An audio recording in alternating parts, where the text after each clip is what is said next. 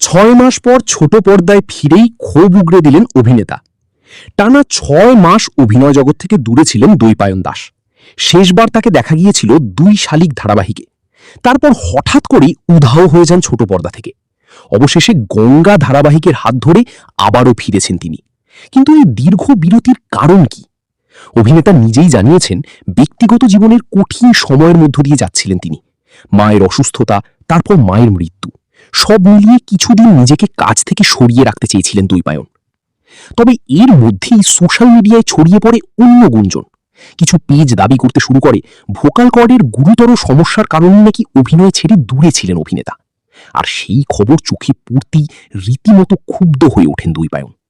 একটি পোস্টে তিনি কড়া ভাষায় লিখেন, তার ভোকাল কর্ডে কোনো সমস্যা হয়নি, বরং যারা এমন খবর ছড়াচ্ছেন তাদের মাথার চিকিৎসা দরকার। এমনকি খবর প্রকাশের আগে অন্তত যোগাযোগ করারও পরামর্শ দেন অভিনেতা। শুধু তাই নয়, আরেকটি পোস্টে মজার ছলে তিনি লিখেন, সবাই কেন তার গলার পিছনে পড়েছে সেটা তিনি বুঝতে পারছেন না। এমনকি এটাকে কণ্ঠরোধের ষড়যন্ত্র বলেও কটাক্ষ করেন অভিনেতা।